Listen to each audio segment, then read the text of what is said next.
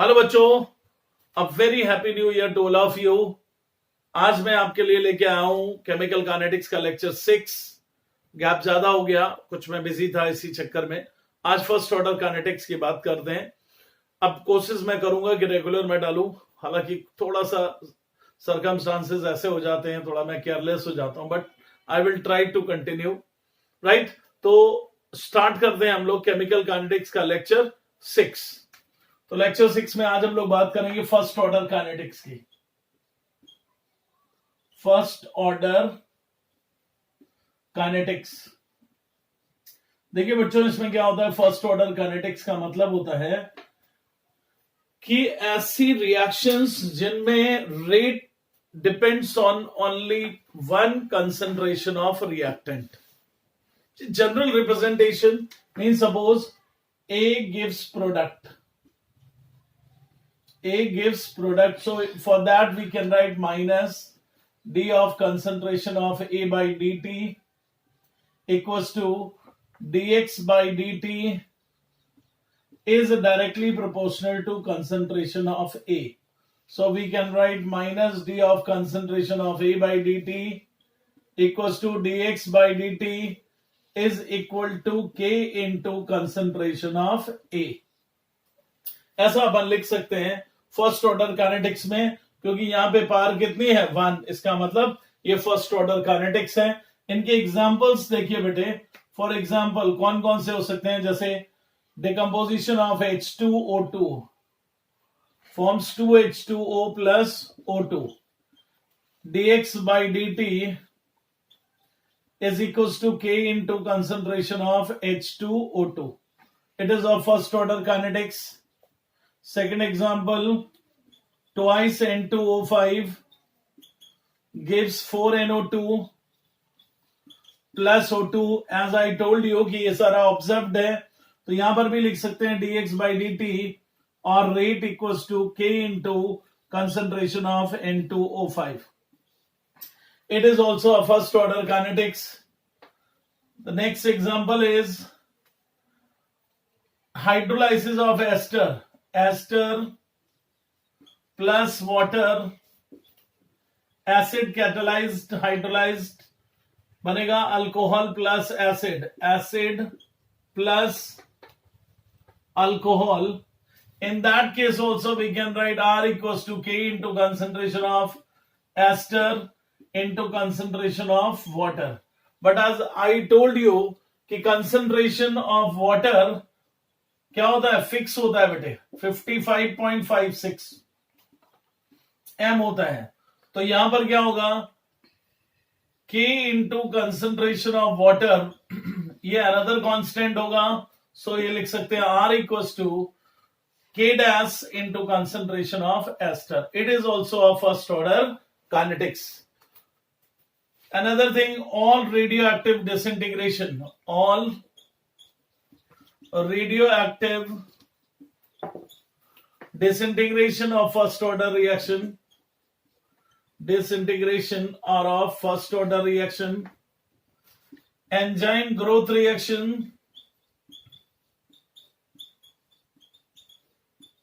enzyme growth reaction is also of first order reaction. ये याद रखना पड़ेगा आपको, एंजाइम ग्रोथ रिएक्शन भी फर्स्ट ऑर्डर है और रेडियोएक्टिव डिसइंटीग्रेशन में भी क्वेश्चन आपसे पूछे जाते हैं। It is also a first order kinetics. तो ये कुछ एग्जांपल है, ये इसका बेसिक है। अब हम लोग बात करते हैं equation of first order kinetics. देखिए बच्चों, अब हम लोग बात करते हैं equation for first order kinetics. देखिए जैसे हम लोगों ने लिया A गिव्स प्रोडक्ट, ये ऐसी रिएक्शन है जिसमें रेट इस रिएक्शन के कंसंट्रेशन, इस रिएक्टेंट के कंसंट्रेशन पर डिपेंड करता है। अब ये जब T0 है तो इसका इनिशियल कंसंट्रेशन A और इसको हम लोग A नॉट कंसीडर कर लेते हैं, और आफ्टर T टाइम ये कितना होगा, A माइनस एक्स और 80, ये 0 था, यहां पर x बन गया। यानी A को आप क्या ले सकते हो, A नॉट ले सकते हो, C नॉट ले सकते हैं। A minus x after T time concentration है 80 or CT. Concentration initial or after T time. This is initial concentration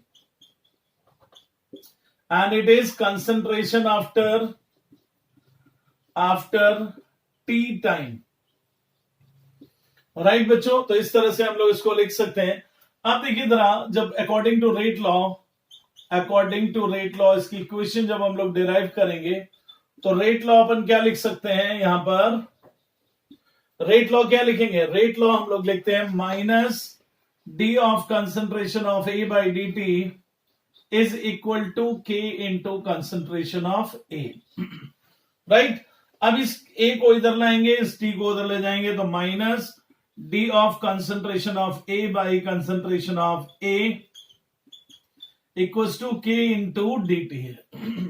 अब देखिए ये जो आपने फॉर्म किया, अब इसके बाद हम लोग इसका इंटीग्रेशन करेंगे. लिमिट लें ए नॉट और ये ए टी, माइनस साइन बाहर ले लिया, ये आ गया d of concentration of A by concentration of A equals to के into 0 to t limit 1 into dt है. 1 अपॉन कंसंट्रेशन ऑफ ए का ए के रेस्पेक्ट में जब इंटीग्रेशन करेंगे तो ये क्या आ जाएगा बेटे, ln ए आ जाएगा. और इसकी लिमिट क्या ले लेंगे, इसकी लिमिट हो गई यहां पर ए नॉट और ये क्या होगा ए टी. इसके लिमिट हम लोग ले लेंगे, ये आपको थोड़ा सा धुंधला ना दिखे इसलिए मैं साफ कर दे रहा हूं. ये ए नॉट और ये क्या हो गया ए टी और यहां पर माइनस साइन है, इज इक्वल टू क्या होगा, ये हो जाएगा के टी. अब इसमें जब लिमिट रखते हैं तो ये आ जाएगा minus L N A T और माइनस एल एन, तो माइनस माइनस क्या हो जाएगा plus L N A not equal to कितना हो जाता है के टी. अब देखिए बच्चों, यहां पर जब आपने ये रख दिया तो इसको हम लोग क्या लिख सकते हैं, L N A not by A T equal to कितना होगा के टी. अब इसको हम लोग कई फॉर्म में लिख सकते हैं. यहां से अगर ये एल एन नेचुरल लॉग है, यहां पर लिखें हम लोग a not by A t is equal to e to the power के t. That means here we can write A naught equals to AT e to the power KT or AT equals to अब ये इधर आएगा तो ऊपर जाएगा, negative में हो जाएगा ये A not e to the power minus KT. और इसी को हम लोग ऐसे भी लिख सकते हैं CT equals to C not e to the power minus के टी, और इसको क्या लिख सकते हैं C not equals to C T into A to the power के टी. ये डिफरेंट फॉर्म है इस इक्वेशन को रिप्रेजेंट करने के, क्योंकि ये ऑप्शंस में आपसे पूछा जाता है. अब इसके बाद मैं आपको बताता हूं कि इसके बाद क्या होगा. देखिए अब देखिए बेटे, यहां पे जो हम लोगों ने लिखा तो के टी इक्वल्स टू हम लोग क्या लिख सकते हैं, L N A not by A T है. तो इसको हम लोग क्या लिख सकते हैं, T equals to 1 by K L N A not by A T. ये नेचुरल लॉग का फॉर्म है. एक तो इक्वेशन का फॉर्म ये आ जाता है. दूसरा, अगर इसको बेस 10 में चेंज करें तो T equals to 2.303 by K log A not by A T. और इसको क्या लिख सकते हैं, सी नॉट बाई सी टी. एक इक्वेशन का फॉर्म ये हो गया और एक फॉर्म ये हो गया नेचुरल लॉग के टर्म में, ये फॉर्म हो गया. इसको हम लोग और भी कई तरीके से रिप्रेजेंट कर सकते हैं. T equals to 2.303 by K log N not by N. ये इनिशियल अमाउंट है और ये रिमेनिंग अमाउंट है.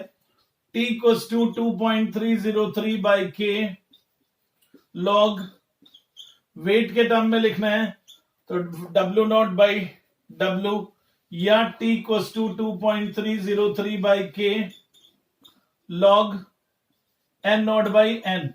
मोल्स के टर्म्स में भी लिख सकते हैं। तो ये डिफरेंट फॉर्म है इस इक्वेशन को रिप्रेजेंट करने के फर्स्ट ऑर्डर काइनेटिक्स को, राइट।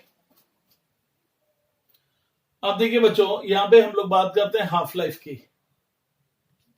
हाफ लाइफ क्या होता है? हाफ लाइफ आपको मैंने बताया था कि द टाइम इंटरवल इन विच या तो 50% डिसइंटीग्रेट हो जाए या 50% कंसेंट्रेशन बच जाए। तो T equals to T half रखते हैं और AT इक्वल्स टू हम लोग क्या सब्स्टिट्यूट कर सकते हैं? A not by 2। इसको हम लोग एक फॉर्म और भी लिख सकते हैं यहां पे, इसको ऐसे लिख सकते हैं 2.303 by K log A upon A minus x भी लिख सकते हैं। ये भी फॉर्म आ सकता है यहां पे, है ना। तो यहां पे T या X इक्वल्स टू हम लोग लिख सकते हैं A बाई 2। X 50% डिकम्पोज हो गया, इनिशियल A था तो A का 50% A बाई 2 डिसइंटीग्रेट हो जाए या A बाई 2 बच जाए, दोनों एक ही बात है। तो K इक्वल्स टू क्या होगा? सॉरी, T इक्वल्स टू, यहां पे हम लोगों ने T की जगह T हाफ रख दिया, 2.303 बाई K लॉग, अब यहां पे क्या होगा?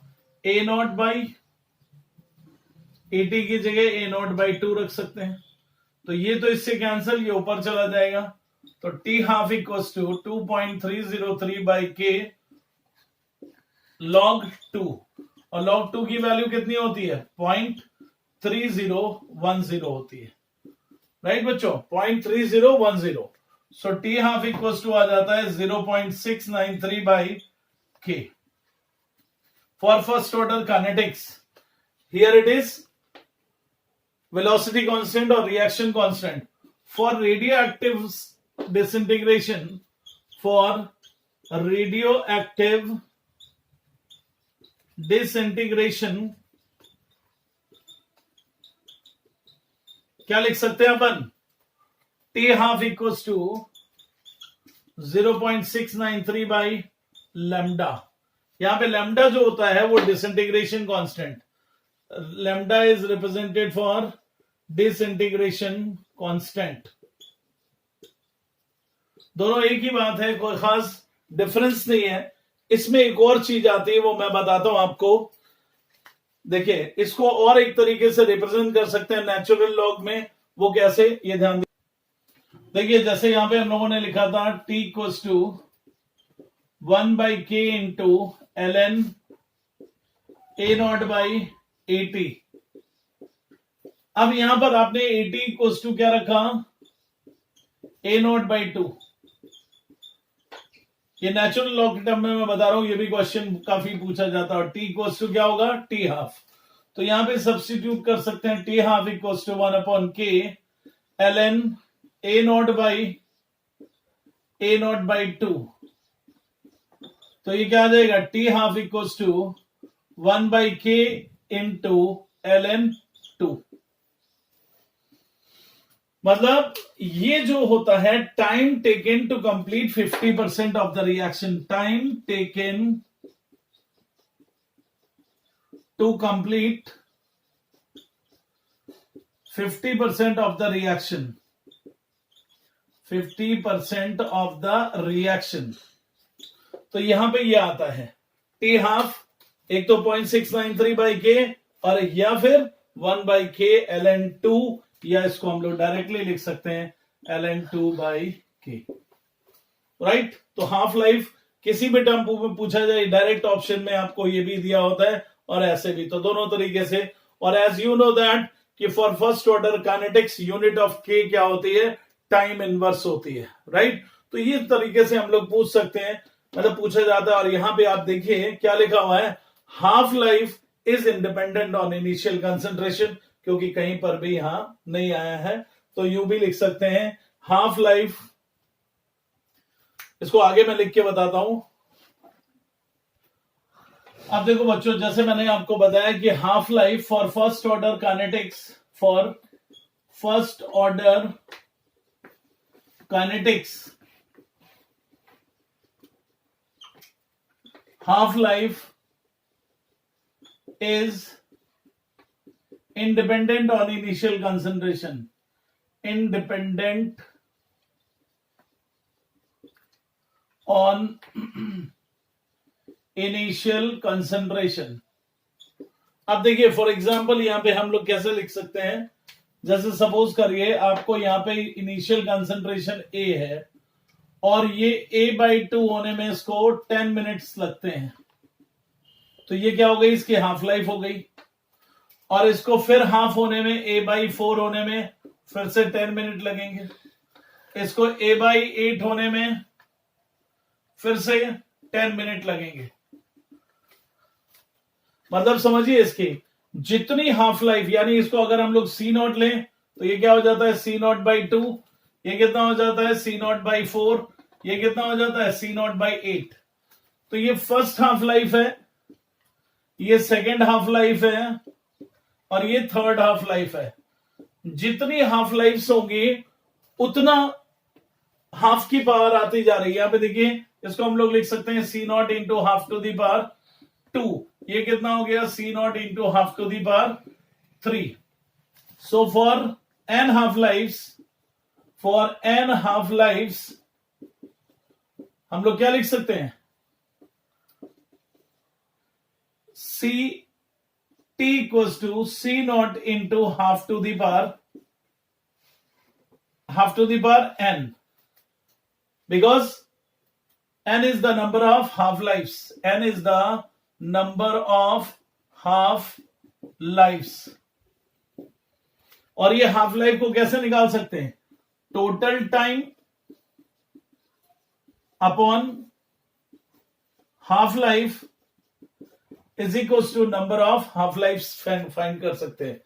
इसको हम लोग रेडियो एक्टिव डिसइंटीग्रेशन के लिए लिखते हैं ऐसे, n equal to n0 into half to the power n और n0 into half to the power t upon t half, ऐसे भी लिख सकते हैं। तो इसमें आप देखिए ना, क्योंकि half life is independent on, तो जितने भी हाफ लाइफ के लिए निकालते जाओ, फर्स्ट हाफ लाइफ में हाफ, सेकेंड हाफ लाइफ में 1/4 यानी हाफ की पावर 2 हो गया, थर्ड हाफ लाइफ हाफ की पावर 3 हो गया। ऐसे ही एन हाफ लाइफ के लिए क्या होगा, half to the power N, where N is the number of half life. Number of half life कैसे निकाल सकते हैं, सपोज किसी भी सब्सटेंस की हाफ लाइफ आपको 10 सेकेंड दे रखी है और आपसे कहता है 40 सेकेंड में कितना अमाउंट रिमेन होगा, बचेगा कितना अमाउंट, तो आप 40/10, 4 आ गया, हाफ टू दी पावर 4 कितना हो गया 1/16 बचेगा। डिसइंटीग्रेट कितना होगा 15/16 है। या तो इनिशियल अमाउंट गिवन हो या फिर आप एज्यूम कर लें 1 या n0, तो उससे हम लोग फाइंड कर सकते हैं। तो बच्चों ये हाफ लाइफ के रेस्पेक्ट में है। अब आगे देखिए, हाँ तो देखिए बच्चों, अगर मान लीजिए कोई रिएक्शन दे रखी है, ए गिव्स प्रोडक्ट, तो टी टाइम पे इसका जो कंसंट्रेशन होता है हम लोग क्या लेते हैं, A0 लेते हैं, A0।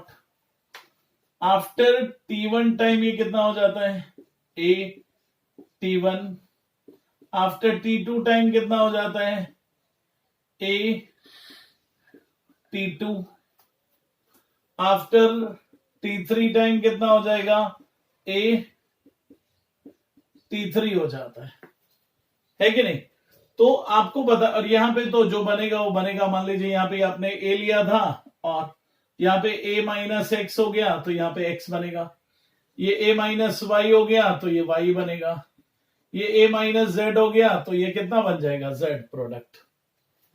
अब जैसे कि हम लोग जानते हैं कि अगर initial rate is directly proportional to initial concentration, right, and rate after t time is directly proportional to concentration of A after t time। तो यहां पे हम लोग क्या लिख सकते हैं, R0 equals to K into concentration of A0, R equals to क्या लिख सकते हैं, RT equals to K into concentration of AT लिख सकते हैं। तो अब इस इक्वेशन को फॉर्म हम लोग कैसे लिख सकते हैं, T equals to या K equals to 2.303 by T. T कितना है T1 माइनस 0, तो ये क्या होगा T1 माइनस 0 लॉग, यहां पे क्या होता है A0 अपॉन AT, तो ये क्या लिख सकते हैं हम लोग R0 अपॉन RT। दोनों का जितना टाइम डिफरेंस हो, ये मान लीजिए 0 से है तो 0 से 10 मिनट, तो ये T1 ही उसका 10 मिनट हो जाएगा। R T2 जो होगा वो इक्वल्स टू क्या होगा, K into concentration of AT2, और T3 इक्वल्स टू क्या होगा, K into concentration of AT3। तो अगर आप करते हो RT2 by RT3 equals to क्या होगा, K into AT2 K into AT3 AT3।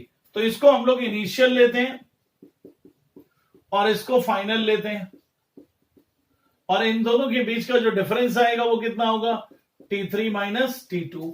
तो K इक्वल्स टू हम लोग क्या लिख सकते हैं, 2.303 by T3 minus T2 log A T2 by A T3। ऐसा क्वेश्चन आपका प्रीवियस ईयर जेईई मेंस में पूछा जा चुका है। आपको रेट दिया हुआ है और आपको रेट कांस्टेंट या हाफ लाइफ फाइंड करनी हो सकती है। तो मैं आपको जैसे क्वेश्चन दे रखा है, कह रहे हैं कि rate of first order reaction after 10 second from the beginning is 0.04 mole per liter per second, and after 20 seconds from the beginning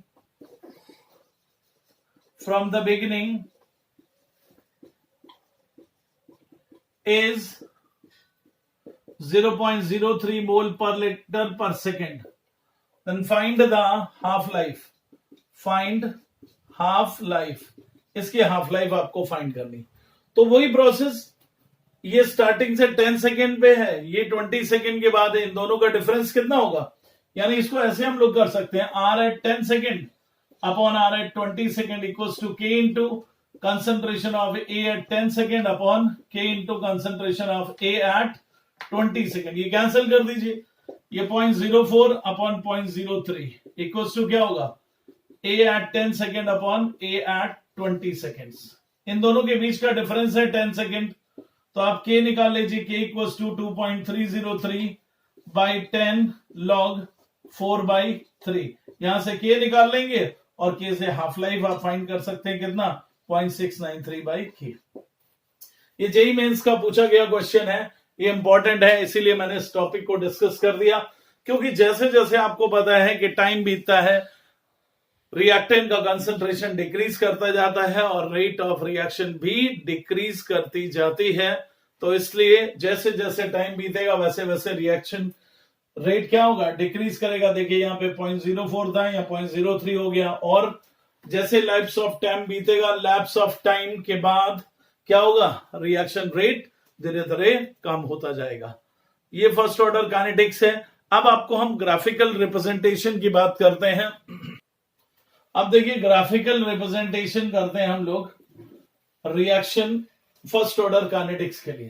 तो आपने देखा था कि हम लोगों ने निकाला था KT equals to ln A0 minus ln AT। तो हम लोग इसको क्या लिख सकते हैं, ln AT equals to ln A0 minus KT, या फिर log AT equals to log A0 minus KT by 2.303। तो अब इसके लिए अगर हम लोग ग्राफ प्लॉट करें, ln